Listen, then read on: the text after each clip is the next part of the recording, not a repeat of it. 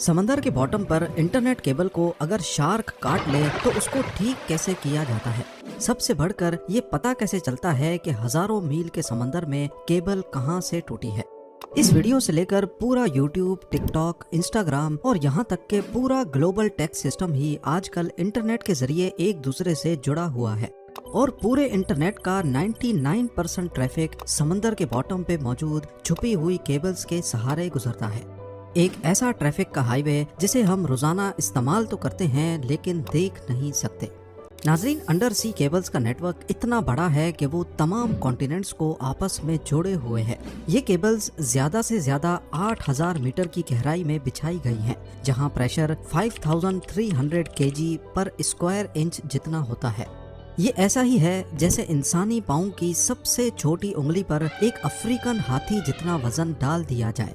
इतने ज्यादा प्रेशर में अंडर सी केबल्स का सबसे छोटा हिस्सा अजरबैजान से तुर्कमानिस्तान के बीच ब्लैक सी के नीचे से गुजर रहा है, जिसकी लंबाई करीब 300 किलोमीटर है और सबसे बड़ा हिस्सा 6600 किलोमीटर लंबा है, जिसको मरिया केबल का नाम दिया गया है। ये अमेरिका में वर्जीनिया बीच से शुरू होकर अटलांटिक ओशन की अंधेरी गहराइयों से होकर स्पेन के बिलबाओ पर आकर खत्म होती है।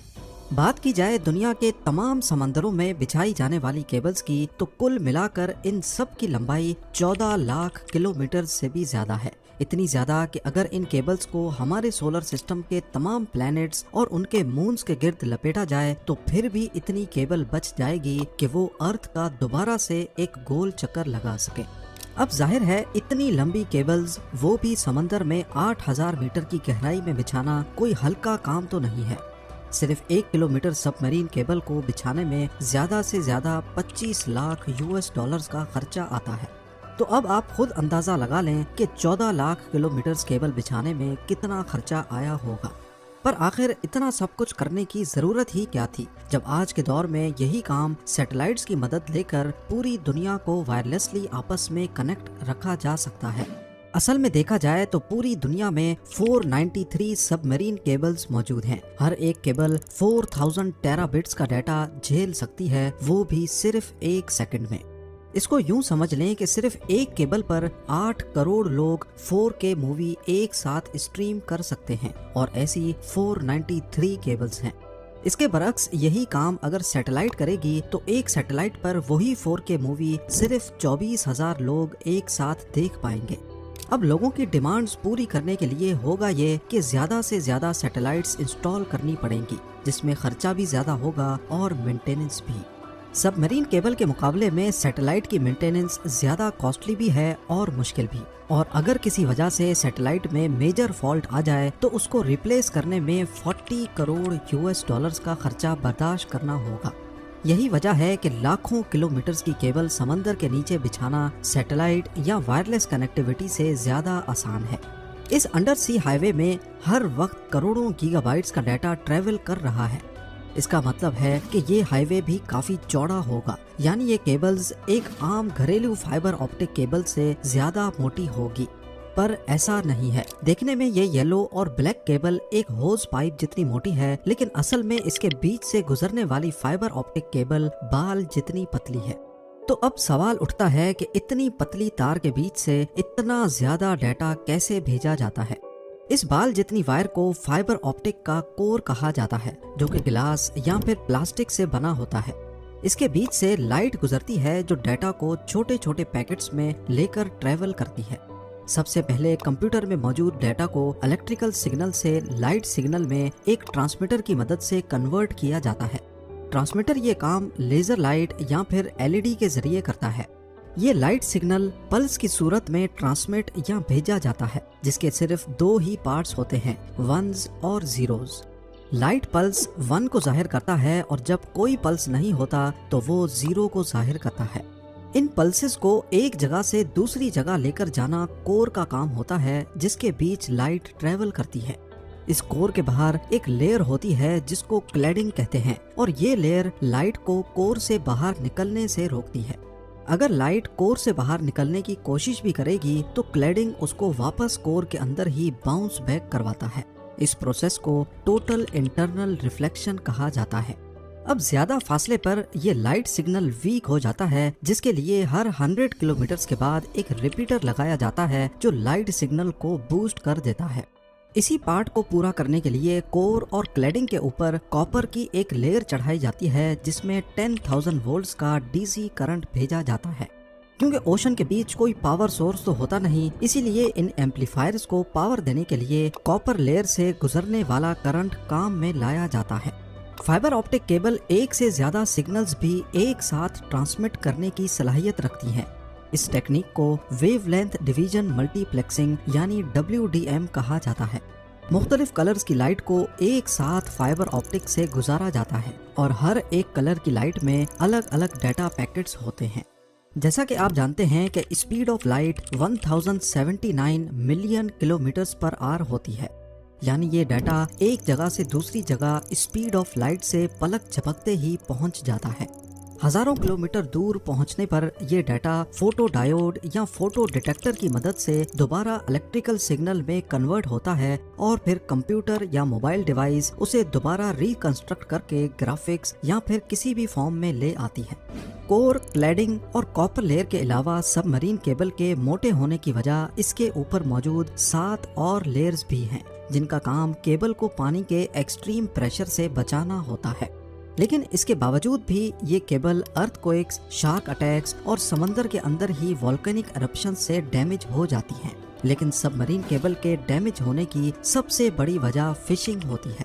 کچھ ویسلز سمندر کے باٹم پہ رہنے والی مچھلیوں کا شکار اس ٹرال ڈور سے کرتے ہیں، جس کے ساتھ ایک رسی لگی ہوتی ہے جو سیدھا ویسل سے کنیکٹڈ ہوتی ہے۔ اس ٹرال ڈور کو باٹم تک بھیج کر اسے اوشن فلور پہ گھسیٹا جاتا ہے اور پھر مچھلیاں اس میں پھنستی چلی جاتی ہیں۔ جب یہ ٹرال ڈور غلطی سے سب مرین کیبل کی جگہ پر پھینک دیا جائے تو گھسیٹنے کی وجہ سے کیبل کو بہت نقصان ہوتا ہے۔ اب یہاں آپ سب کے ذہن میں ایک ہی سوال آ رہا ہوگا کہ اتنے وسیع اور بیابان سمندر کے باٹم میں اگر سب مرین کیبل ڈیمیج ہو جائیں تو پھر ان کو ٹھیک کیسے کیا جاتا ہے؟ ٹھیک کرنا تو بات کی بات ہے، لیکن سب سے پہلے ہزاروں کلومیٹر کی وائر کہاں سے ڈیمیج ہوئی ہے وہ لوکیشن پن پوائنٹ کیسے کی جاتی ہے۔ آپ کو یہاں بتاتے چلیں کہ آج کل کی ماڈرن سب مرین کیبلز 1 انچ موٹی ہوتی ہیں اور 1 کلومیٹر وائر کا وزن قریب 1400 kg ہوتا ہے، یعنی ایک سیڈان گاڑی جتنا۔ سمندر میں انسٹالیشن کے لیے ایسی ہزاروں کلومیٹر وائر ون پیس میں سمندر کے باٹم پہ اسپیشل شپس کی مدد سے انسٹال کی جاتی ہیں۔ پوری ریسرچ کے بعد جب ایک خاص ایریا چنا جاتا ہے تو وائر کے بڑے بڑے رولز شپ میں لاد کر اس لوکیشن پر لائے جاتے ہیں اور ایک اسپیشل روبوٹک مشین جو سمندر کے فلور پہ چلنے کی صلاحیت رکھتی ہے اس کو استعمال کر کے 1 میٹر تک فلور کھودا جاتا ہے اور ساتھ ساتھ اس میں کیبل بچھائی جاتی ہے۔ یہ کافی آہستہ چلنے والا کام ہوتا ہے جسے بڑی احتیاط سے کرنا بہت ضروری ہے۔ ایک اندازے کے مطابق US اور یورپ کے بیچ بچھائی جانے والی 6600 کلومیٹر کی وائر کو انسٹال کرنے میں قریب 2 سال کا وقت لگا تھا۔ جب ایک ویسل میں رکھی وائر ختم ہو جائے تو کیبل سے بھری دوسری ویسل منگائی جاتی ہے اور پہلی وائر کا کونا نئی وائر کے ساتھ کنیکٹ کر کے بچھانے کا کام آگے بڑھایا جاتا ہے۔ اس پورے کام میں سب سے بڑی رکاوٹ موسم پیدا کرتا ہے۔ اٹلانٹک اوشن میں سال کے 365 دن تیز ہواؤں کا سلسلہ موجود ہوتا ہے اور یہ ہوائیں کب سمندری طوفان کی شکل اختیار کر لیں ان کو کوئی بھی نہیں روک سکتا۔ اس کے علاوہ اٹلانٹک اوشن میں اکثر اوقات کیٹیگری 1 کا ہریکین موجود ہوتا ہے۔ اس وقت بھی جب میں ویڈیو کے لیے ریسرچ کر رہا ہوں تو اٹلانٹک اوشن میں کیٹیگری 1 کا ہریکین موجود ہے جو فورکاسٹ کے حساب سے 23 اگست کو آئرلینڈ کے ساحل پہ پہنچے گا۔ ہریکینز یا تیز طوفان کی وجہ سے کئی دن تک انسٹالیشن کا کام وہیں پاز کر دیا جاتا ہے جب تک موسم کلیئر نہ ہو۔ اب جب انسٹالیشن کا کام ہی اتنا مشکل ہے تو سوچیں ریپیئر کا کام کتنا مشکل ہوگا۔ سب مرین کیبل کے دونوں اینڈ پوائنٹس پر ڈیٹا سینٹرز ہوتے ہیں جو کیبل کی ایکٹیویٹی کو 24/7 مانیٹر کرتے ہیں۔ جیسے ہی دونوں کا کنیکشن ٹوٹ جاتا ہے تو اس کا ایک ہی مطلب ہے کہ سمندر کے بیچ کیبل ٹوٹ گئی ہے۔ ہزاروں کلومیٹر کی وائر ایگزیکٹلی کہاں سے ڈیمیج ہوئی ہے یہ پتہ لگانے کے لیے ایک خاص ڈیوائس یوز ہوتی ہے جسے آپٹیکل ٹائم ڈومین ریفلیکٹومیٹر کہا جاتا ہے۔ یہ ڈیوائس دونوں اینڈ سے ایک لائٹ پلس بھیجتی ہے اور کیونکہ کیبل ٹوٹی ہوئی ہے تو وہ لائٹ پلس باؤنس کر کے واپس آ جاتی ہے۔ वापस आने वाला पल्स कितनी देर में वापस आया और सिग्नल की मजबूती कितनी बची है, इससे अंदाजा लगाया जाता है कि एग्जैक्टली कितने किलोमीटर्स के बाद केबल में डैमेज है। यही प्रोसेस दोनों एंड से किया जाता है और वेरीफाई किया जाता है कि दोनों की लोकेशन एक ही है कि नहीं।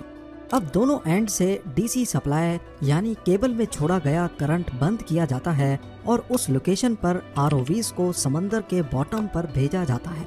आरओवीज की मदद से पहले फिजिकली केबल का मुआयना किया जाता है और फिर केबल को बाहर निकालकर ऊपर मौजूद वेसल तक लाया जाता है। केबल का वो हिस्सा जो डैमेज हो गया हो वो काट कर उसमें दूसरा पीस लगाया जाता है। फाइबर ऑप्टिक का कोर क्योंकि ग्लास का बना होता है, इसीलिए ये काम काफी एहतियात से करना होता है ताकि एक ग्लास दूसरे के साथ वैसे ही जुड़ जाए जैसे वन पीस में था। इस प्रोसेस को स्प्लाइसिंग कहा जाता है। अगर केबल कम पड़ रही हो या समंदर का बॉटम काफी ज्यादा नीचे हो तो पहले एक हिस्से को ऊपर उठाया जाता है, उसमें दूसरी एक्स्ट्रा वायर जोड़कर दोबारा नीचे बिछा दिया जाता है। फिर यही प्रोसेस टूटी हुई वायर के दूसरे एंड पे भी किया जाता है। सबमरीन फाइबर ऑप्टिक केबल के फायदे, ये काम कैसे करती है, इंस्टॉलेशन और रिपेयर के बारे में शायद आपके कई सवालों का जवाब मिल चुका होगा। उम्मीद है आप लोग भरपूर लाइक और शेयर करेंगे। आप लोगों के प्यार भरे कमेंट्स का बेहद शुक्रिया। मिलते हैं अगली शानदार वीडियो में।